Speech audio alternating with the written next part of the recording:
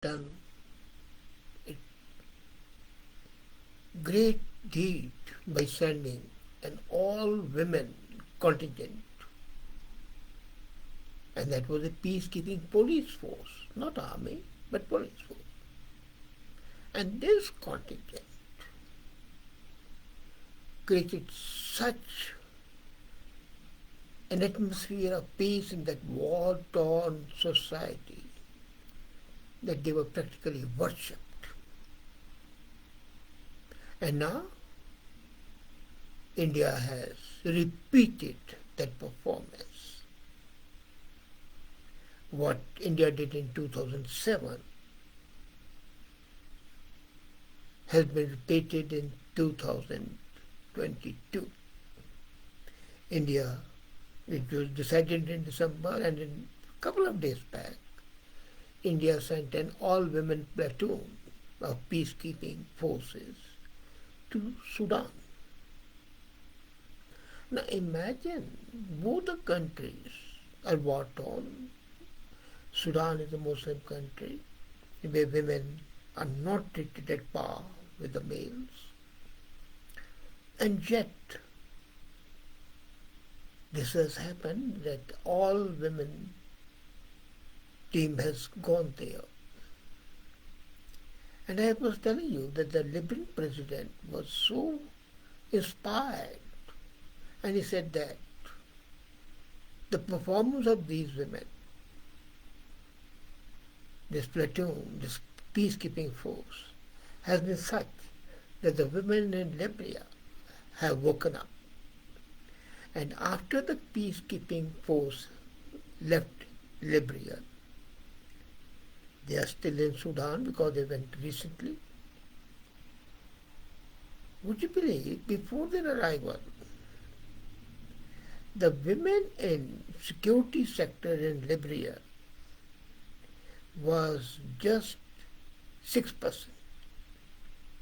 And the performance of these women inspired so many that when they left, the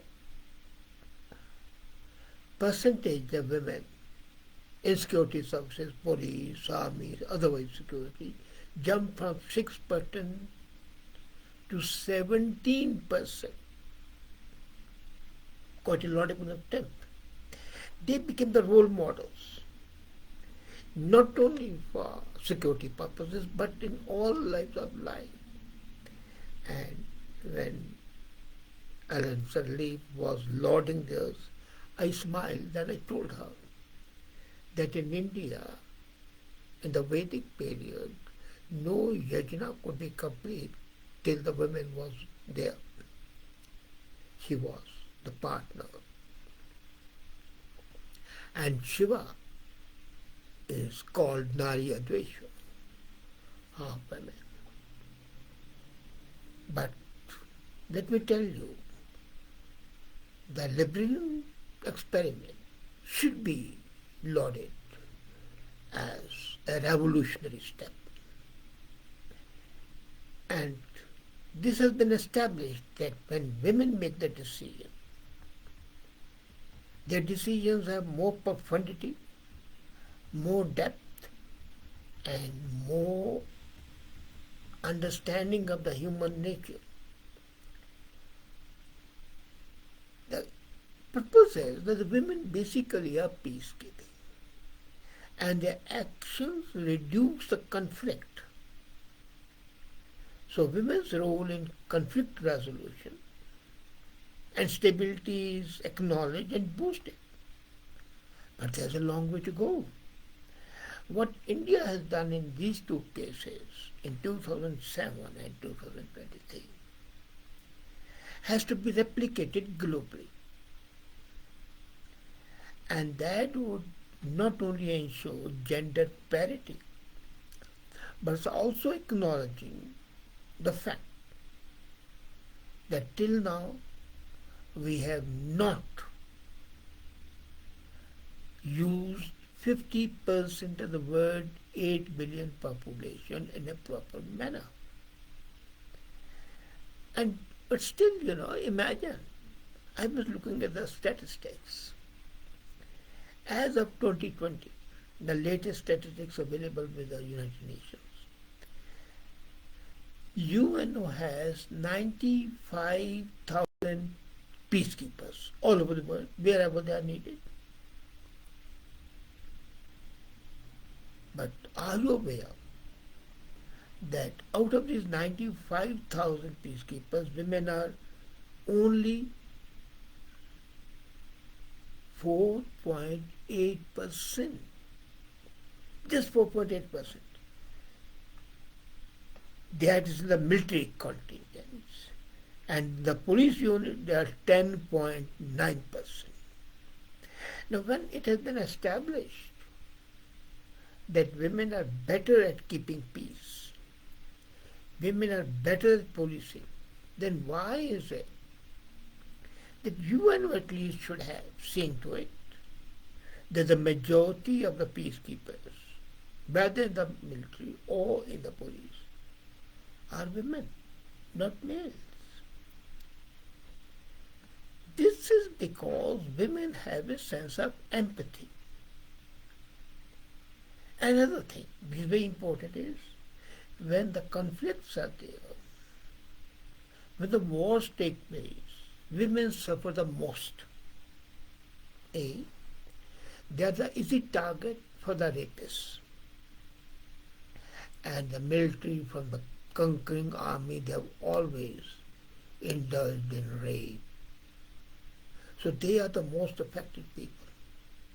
They understand the pain of the other women who have been raped, assaulted, sexually and otherwise.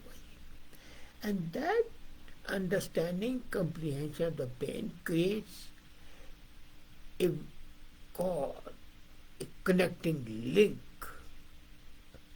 that makes them more sympathetic, full of empathy and compassion. Women by nature are also compassion. There was a study done by the Sweden Academy of Peace, and they found that the civil society groups, including women organizations, make a peace agreement. When they make a peace agreement, that peace agreement has 64% less chances of failing. Look at the agreements made by the males. League of Nations failed miserably. United Nations failing. On the other hand, whenever the peace agreement has been made by the women, it has been successful for a long time. As long as Golda Meir was the president of Israel, Prime Minister, sorry, the had issues, they had wars, but women by and large were protected. The vulnerable section of society, whether they were Palestinians or Israel, they were protected. Look at Bandar Naiki, Shimo Bandar Naiki. India had a major problem with Sri Lanka at one time.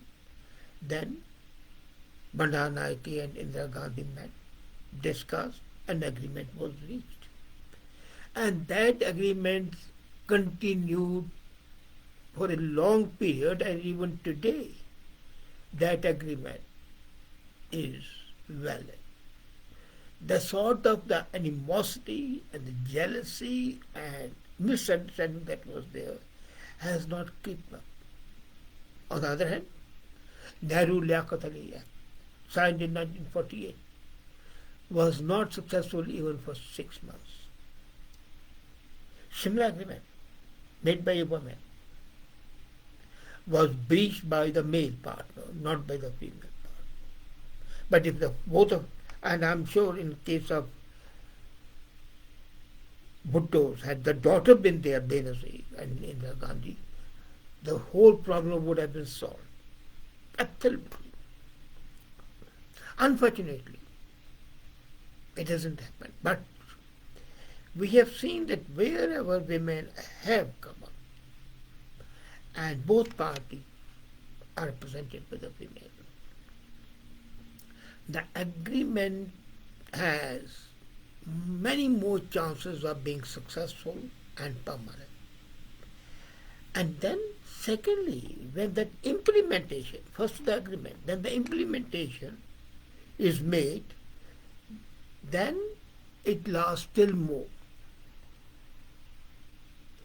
An analysis was done by the Swedish Institute of Peace, and they found that when women participate in the peace process, agreement is 35% more likely to last at least 15 years. And as I said, women face the worst brunt of war in terms of sexual violence, abuse, and displacement on the one side. On the other side, they look after the hunger of the children, and they have to take some action to see that the children don't go hungry. So food has to be provided. They tell the men to do it, but still they innately they do something. And to see fellow women in place of authority can encourage women to reclaim public life without fear. As I said, when other women see women, then they immediately feel that they can have trust. That trust factor becomes very strong.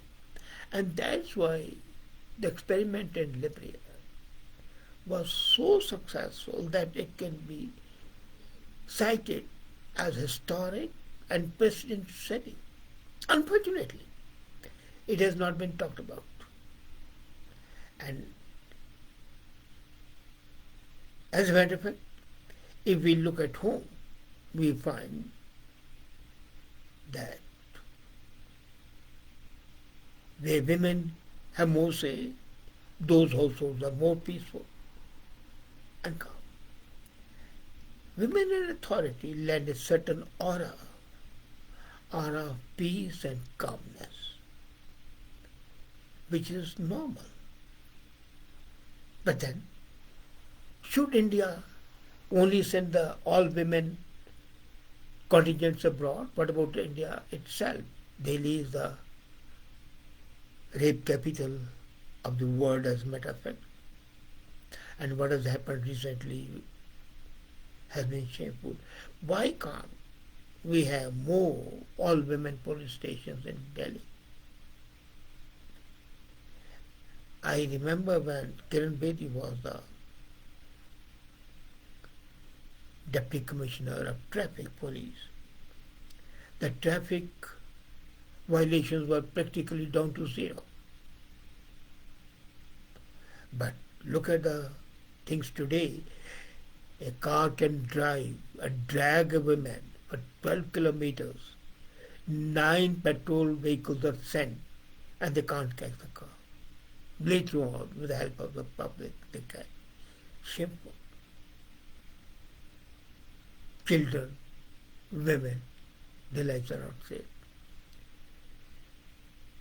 Women are always safer,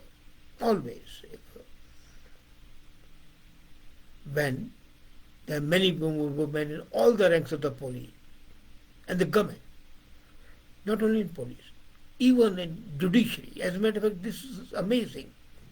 In judiciary, when I look at it, there are hardly 5 to 7%. Why? Why can't 50% of the judges of the Supreme Court and the justices of the High Courts be women? Why can't the government ensure that at the lower judicial level, at the magistracy level, at the junior judges level, the district judges level, it should be all women? Why not? What's wrong with that? Because if they are there, they will be able to look at the things from a different angle. Nothing wrong with the male vision, but then the female vision has certain profundity, certain depth. And that's why when women rule, peace is there. Now India has shown the way to the world. Agreed, it's failing itself in the country. But if such experiments are repeated, it will create a new atmosphere of peace, of bonhomie, of goodwill. And that's what we need. As a matter of fact, This action of India is showing the way, especially in countries like Sudan or Libya. In Sudan, when the women see a woman not wearing a hijab, not wearing a burqa, in uniform, carrying out her duties fearlessly, impartially, and yet compassionately, it will create a different atmosphere. And that's why you say India has shown the way. Let the world catch up. It's a hint to the advanced countries like so-called advanced countries like America, USA, and Europe as well. Thank you.